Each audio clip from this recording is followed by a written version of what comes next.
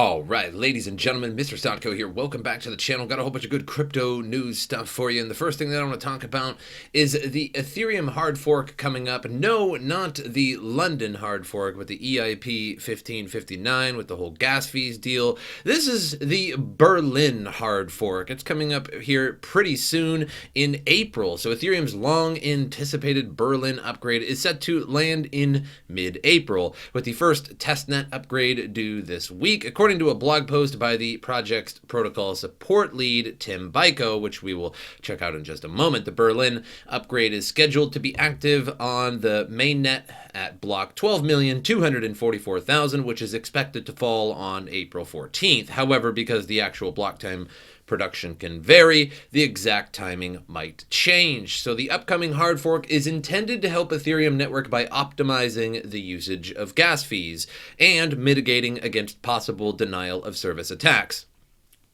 So before being active on the mainnet, the Berlin upgrade will first go live on testnets Ropstein on March 10th, followed by Gurley and Rinkeby on March 17th and 24th, which I probably said wrong. I've used the Ropstein network, but never the other two. So draft specifications for the upgrade were published in January this year and contained 5 EIPs. However, only 4 of them are included in the final version. So let's take a look at the blog post here, the Ethereum Berlin upgrade announcement. So Berlin is ready to be deployed. We're moving fast. The first testnet to upgrade, Ropstein, is scheduled to upgrade on March 10th. If you're running an Ethereum node, you should upgrade it to a Berlin compatible version as soon as possible for testnets and before April 7th for mainnet. See below for the list of Berlin compatible client versions, etc. So if you have a node, this would be a good article to read. It's going to be in the description below. So we're not going to go too much into that. We're going to take a look at the EIPs. The Berlin upgrade introduces the following EIPs to the Ethereum network. So EIP 2565 lowers the cost of basically pre-compiles. EIP 2929 increases the gas cost for several variables when used for the first time in a transaction. So some of them are actually increased fees. So EIP 2718 introduces a new transaction type that is an envelope to enable easier support for multiple transaction types, so that could be quite useful for smart contracts. Moving on here to EIP 2930, it adds a transaction type which contains an access list, a list of addresses and storage keys that the transaction plans to access. This mitigates some of the cost gas increased by EIP 2929.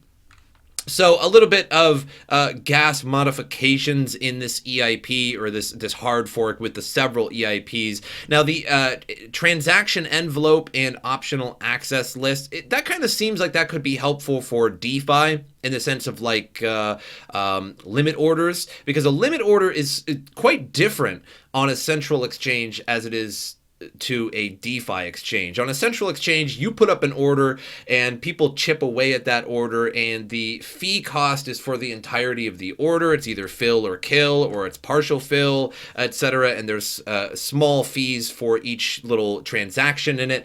But for the most part, it's one fee. If it says it's going to be $3 to fill that entire order, it's going to be $3. Whereas on DeFi, now that's a different story, because if you put a limit order on something like 1inch, that limit order, just to even post that limit order, is a transaction fee, because the DeFi exchange needs to know that your limit order is such, whatever you put it as. You want to sell this at $1,000, or you want to sell this coin or buy this coin at $100, right? So you have to make an inquiry you have to basically tell that information to the DeFi platform, and that is a gas fee. So that's going to cost you money. And then for everybody that actually interacts with that limit order and partially fills it is additional big gas fees. So it's quite different on there. So maybe the envelope type transaction could help with that, or the optional access list. We'll have to see what smart contracts actually start to use those and how they use them, and how how well they use them, I suppose. So moving on to some different news, JPmorgan launching crypto exposure basket featuring MicroStrategy and Square. So you might be wondering, what is that? So basically, this is kind of an interesting thing. I have to give this to JPmorgan. It is actually kind of interesting. So basically, what JPmorgan is doing is they're taking all of the companies that have invested into Bitcoin, like MicroStrategy and Square, possibly Tesla too, and putting them in a basket. So it's almost like a mutual stock. So that when you buy that basket of stocks, you're essentially buying into companies' stocks that own Bitcoin as well. So that's kind of, I got to give it to them. That's kind of cool. So JP Morgan Chase has designed a new debt instrument that provides investors direct exposure to a basket of crypto-focused companies, according to a new filing with the SEC. JP Morgan's cryptocurrency exposure basket is described as an unequally weighted basket consisting of 11 reference stocks of U.S.-listed companies that operate business directly and indirectly related to cryptocurrencies. The instrument allocates 20% to MicroStrategy, the data analytics firm with 91,000 Bitcoin on its balance sheet. It also provides direct exposure to Square, 18%, and Riot Blockchain, 15%, two companies with significant exposure to Bitcoin. NVIDIA Corporation and PayPal Holdings each account for 15% of the basket. So NVIDIA doesn't directly hold cryptocurrency, at least not that I'm aware of. However, they create GPUs, which mine cryptocurrency. So this is basically a basket. I would call this basically a mutual stock, because a mutual stock is a basket of stocks that you invest in that usually have a very good track record over time. And so this is kind of what this is. The weights of the reference stocks were determined based on part of exposure to Bitcoin, correlation to Bitcoin and liquidity. So basically, the majority of it is going to MicroStrategy because they have the biggest, and that's why they say that it's an unequally weighted basket, because they're just sort of throwing it in there, and okay, MicroStrategy owns more Bitcoin than these guys, and these guys are more directly exposed to Bitcoin than these people, so we're offering more stock of this and that, which I think is a great idea. This is like basically a cryptocurrency company mutual stock basket, and I'm actually surprised by this. This is actually good. Who knows what kind of evil they will use it for, because after all, it is JP Morgan, but great idea. I actually like this idea. So moving on, Bitcoin whales bought the dip as orders for 100K or more hit all-time highs. Now, this isn't just nonsense, like a nonsense title here that just says, whoa, whales are buying Bitcoin, because we sort of know that. But this gives a better impression of the fact that the buying of Bitcoin is going on at a all-time high in terms of how much the orders are. In fact, a lot of the smaller orders, like $1,000, $5,000 orders, are quite down, whereas all orders in general are up a lot, but orders that are 100K or more are up dramatically, and we'll get into that in just a second here. So Bitcoin whales and institutions alike have made the most of the recent BTC price dip by buying big. In an update on March 9th, on-chain analytics service Material Indicators noted that buy orders of 100,000 or higher on Binance, the biggest cryptocurrency exchange by volume, are reaching all-time highs. In stark contrast to orders that are worth less than $100,000, larger buys are more frequent than ever in Bitcoin's history. Smaller allocations have plummeted in 2021, matching an existing narrative that institutions are scooping up liquidity on exchanges which surfaced during the recent bull run. The 100K to 1 million buy order class is now also about to make a new all-time high. Material Indicators commented on on Twitter alongside the chart. So this blue line here is basically all orders, and again, all these links will be in the description below if you want to check them out on your own. And so overall, orders are definitely way up, but this purple and brown line, the purple line, I believe, is 100K orders. So basically, if you bought 100K of Bitcoin at once, is up dramatically, clearly so. And then orders of 1 million or more are up dramatically, whereas smaller orders are actually sort of going down, which is interesting. So that basically means that I was right in terms of all the institutions are going to buy up all of your Bitcoin, so you better do it pretty quick. Material Indicators previously voiced concerns about this week's price rise, arguing that whales could sell into the surge, producing a repeat of the run to 58,000 and subsequent 25% correction. While this so far has not come to pass, analysts have also noted that macroeconomic factors were also having a different impact to that which was expected. Whale orders declined after news that the United States' $1.9 trillion stimulus package had passed the Senate, while China providing support to tech stocks had the opposite effect. As Cointelegraph reported, tech had led a dramatic change of fortunes on equities markets. So orders up quite a bit, and regardless if the orders are down just a little bit after the announcement, we can see that the price of cryptocurrency and the stocks are starting to go back up, although tech stocks are lagging a little bit. So moving on here to some different news. Grayscale firm behind leading Bitcoin trust is hiring ETF specialists. So Grayscale looking to make a Bitcoin ETF. It looks like their fund is doing less and less over time, particularly after the February 3rd unlocking. We went up after that, but afterwards, ever since, the premium on GBTC has been lowering significantly. In fact, so significantly that it's actually at a deficit, trading lower than the value of Bitcoin itself. So digital asset management firm Grayscale might be on the cusp of trying to launch a Bitcoin ETF, according to new job postings. So the 9 postings strongly suggest the New York-based firm is planning an ETF business. The listings are undated, but the firm tweeted a link to its jobs board Tuesday evening. Grayscale is a subsidiary of Digital Currency Group.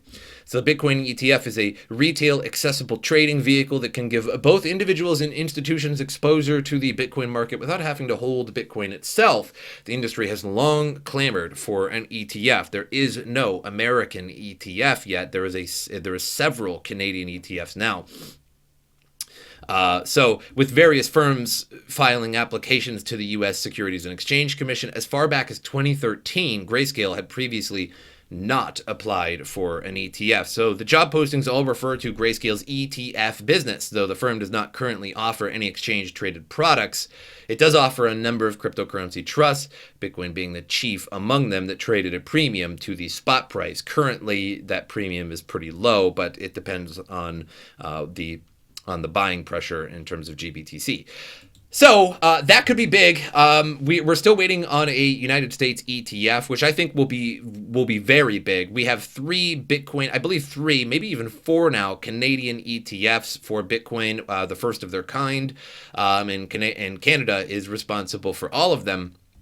But I think if the United States get into one and makes one, I think it could be bigger than the Canadian ones. I think there would be a lot of hype behind that for mostly for institutional investors. So moving on here, U.S. retail investors more bullish on Cardano than Bitcoin currently. So Bitcoin may have staged a comeback in recent days, but investors are turning their attention to Cardano. That's the finding of the inaugural Digital Asset Investor Sentiment Survey conducted by crypto trading broker Voyager Digital. The survey found that 31.8% of investors polled described themselves as most bullish on Cardano versus 22.2% for Bitcoin. Last month, Cardano hit an all-time high of $1.48, briefly becoming the 3rd largest cryptocurrency by market cap. The 3rd and 4th rankings in the survey fell to Ethereum at 12.2% and Polkadot at 6.3%. So this clearly demonstrates the enthusiasm that our user base has towards crypto, both from the investment and trading perspectives. So, of course, everyone is talking about Bitcoin these days, but seeing Cardano coming ahead of it is really a big surprise for us. And it is kind of a big surprise because for a long time, Cardano was, well, quite frankly, very mediocre. It came out in 2017, had basically no working product for 4 years. Until these recent upgrades of the network to allow tokens, and then later on, there will be smart contracts, DeFi, etc. And what's interesting about this survey is it says here 31.8% into Cardano. I don't know how many people were surveyed to create this result here, but I made a survey not that long ago on my channel. A week ago, I asked, what coin are you most excited about lately? I got 382 votes, so nothing particularly crazy. And I can now I mind you, this is slightly unfair because I can't ask more than 5 questions. I can't have more than 5 different topics that you can vote on. So instead, I just sort of put Bitcoin always just for a cheeky little title there. And then I put Cardano, Ethereum, chain link, and then I put other to comment. So I got a lot of comments down there about various other cryptos, and that's great. I appreciate all of that, and I actually look through those comments and sometimes take a look at those various shills you guys send me. But you can see here that Bitcoin was at 27% out of 382 people. Bitcoin 27%. Cardano 31%, ultimately the highest one. Ethereum 17%. Chainlink was at 4%, so quite the loser there. I could have put Polkadot there, or I could have put some other currency, but I put Chainlink down just because it was also fairly popular at the time, and it still is.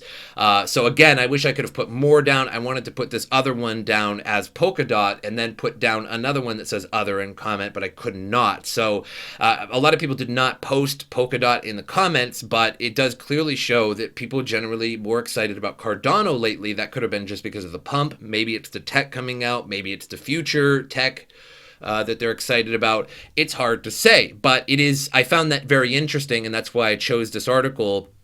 It's just a survey, so it really doesn't mean that much, but I just found it interesting that it also somewhat matched my survey as well. Moving on to CoinMarketCap here, $1.7 trillion market cap. We're on our way, ladies and gentlemen, to that $2 trillion market cap, which will be quite exciting.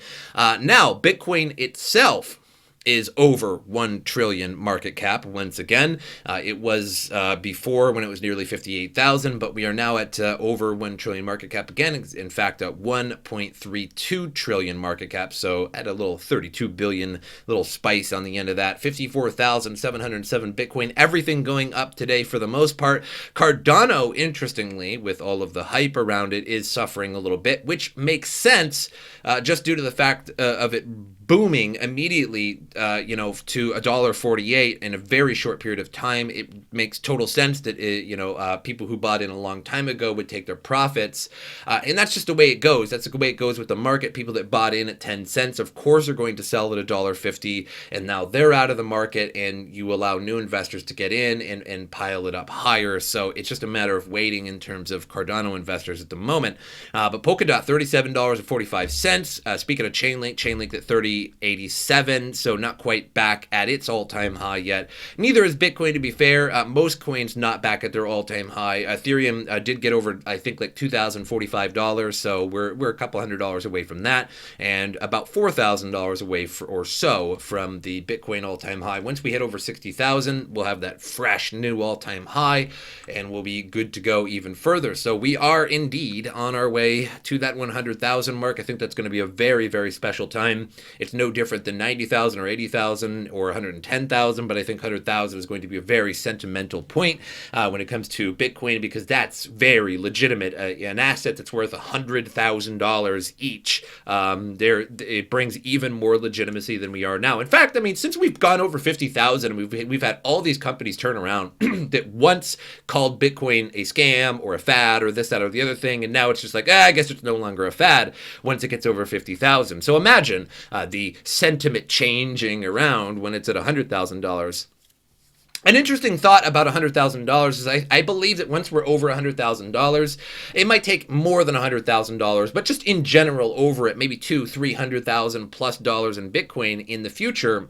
That's when the institutions are really going to rule Bitcoin, which again is the kind of the antithesis of Bitcoin. It's really supposed to be just used by the people for your internet currency, but I can't really stop it. The train is a-moving. And then once that period goes, I think we're going to see maybe slightly less volatility over time. I believe right now, retail investors like you and me going onto exchanges and buying and selling and things like that to manipulate the price, or like when it was $20,000 in 2017, everybody starts selling and panicking as it's going down, and that's retail investors doing that, maybe a few whales here and there as well.